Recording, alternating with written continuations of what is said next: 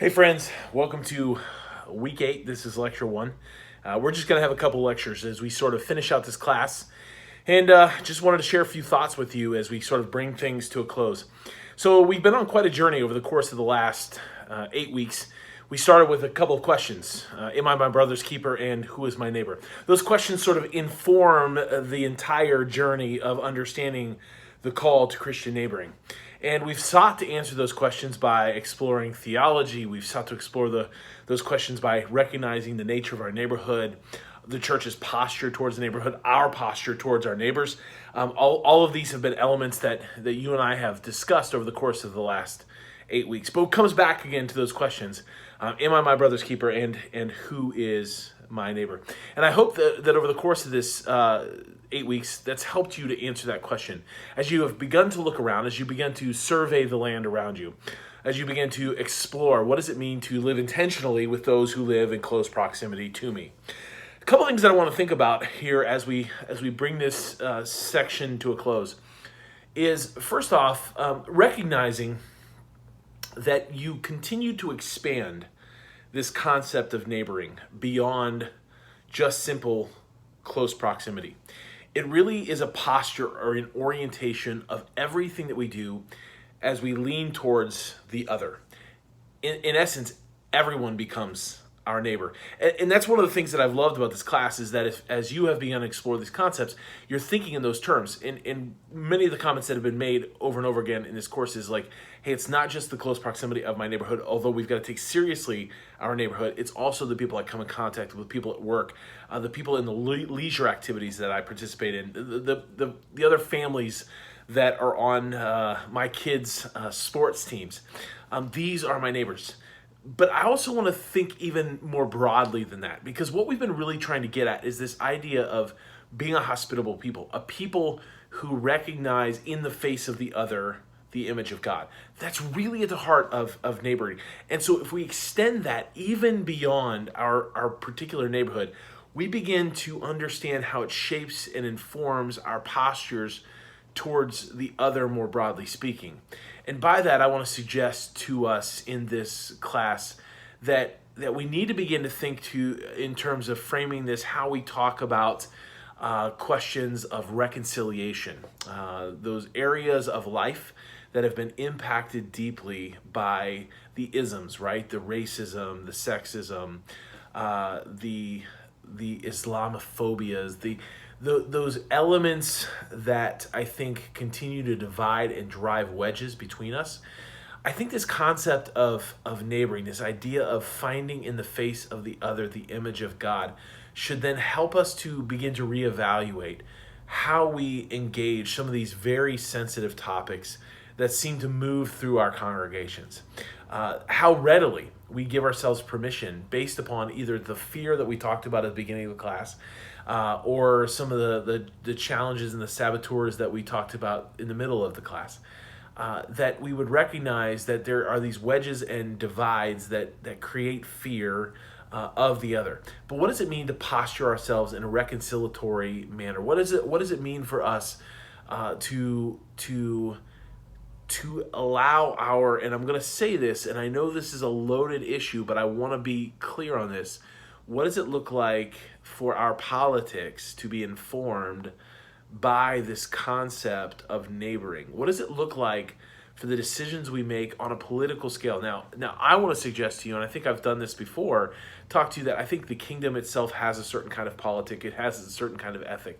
So it doesn't necessarily fit well in either of the political parties. There are elements of both parties that I think at times are in alignment or resonate, let's say it that way, with the kingdom of God. But neither party, I think, clearly grasps or has at its core the preservation and protection of this kingdom politic or this kingdom ethic. So there is the very nature of what it means to call the kingdom of God. The kingdom of God seems to speak of this countercultural polis, right? This idea that we are a people who have been shaped to live differently in this world.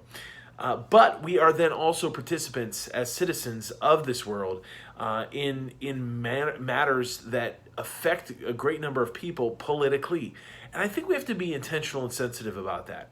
And I think instead of allowing our party politics or our party agenda to inform our postures regarding sensitive issues like immigration, racism, xenophobia, we need to first pause. We need to step back, stop, and ask the question, how are the decisions that I'm making politically informed by the call of God upon my life to be the kind of person who can recognize the image of God in the face of the other?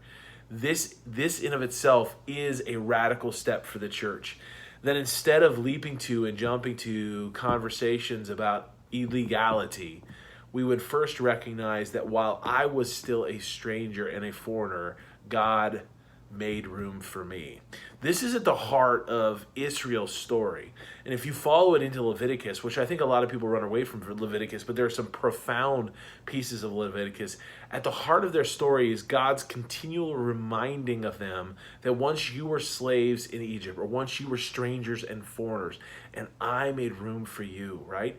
And so what does it look like for us to recognize that in our lives? The recognition that as Gentiles, we had no room, right? There was no room for us, and yet God made room for us. God invited us in as the stranger and alien. What does it look like for us to think in those terms in regards to the political nature of the discourse that happens around us, the voting that we end up doing, or even the posturing of our churches to partner with organizations that take seriously the call towards hospitality and serving the other by infusing a sense of dignity into the life of the other by our care for the other, and by our willingness to neighbor the other, by our willingness to stand in solidarity with the other. In what ways and in what, and I think that is the powerful question, in what ways can we creatively and imaginatively think about the church's partnership with churches in other countries, with policies of immigration and refugee status, with establishing means to help immigrants as they make their way into the United States, to do so in a manner that sets them up for success and with the maximum amount of legality, right? So that their place is consistently affirmed. Now, we don't have to wait for the government to affirm them when we as a church can affirm those who come from anywhere and everywhere. We are given permission to and recognize the responsibility we have to not wait for the government, but to recognize in them that imago Dei, that dignity, and to help them find the greatest flourishing life that we can help them discover. Remember, that's at the heart of even the Good Samaritan. This question of who is my neighbor? This idea of the one who extends mercy, right? The one who picks them up, dusts them off, takes them to the end, the one who makes space, the one who makes room, the one who gives dignity to, the one who cares enough to be put out by, or to be inconvenienced by, or to make financial sacrifice for those in whom we are called to see the imago Dei. I know this can feel like a disconnected or detached kind of conversation, but I don't think so at all. In fact, I think in our multicultural, pluralistic world that we live in, our posture in regards to neighbor making is key and essential. I'll tell you a real quick story. I was in Costa Rica with a friend of mine, and he asked the question, and I don't think I've shared this in this course, but I think it's an important question or story to share. He asked the question what I thought about the illegal immigrant situation, and I looked at him and I said, "Are you crazy? Like, I'm not having that conversation with you." And he said, "What? You don't want to have meaningful conversation?" No, I said, "You've already framed this conversation in a way that is politically loaded." Now, if you want to talk about what Leviticus says about how we have to treat the stranger and foreigner amongst us, if you want to talk about the kingdom of God's ethic in the way in which we make neighbors, I'll talk about that all day with you. And then you'll have to ask the question of how does that conversation inform my political posturing? That's what I think we are invited to do as the church, as we recognize the responsibility we have to help our people imagine or reimagine their postures towards people of difference, people who are other people. So this conversation extends, right? It extends beyond our neighborhood, extends our beyond. Although some of our neighborhoods, this may be a very deeply important concept to continue to wrestle with, but we have to let this continue to extend bigger, broader, more than where we find ourselves today, so that we can continue to affirm our posture towards those who are different, those who are other, those who are distinct in their uniqueness to us, and reaffirm both in their dignity and their imago Dei, their place in God's purposes. So for me, that is a big portion of how we understand the trajectory, the movement, the where this goes from here, and we'll pick up just some final thoughts in the last lecture.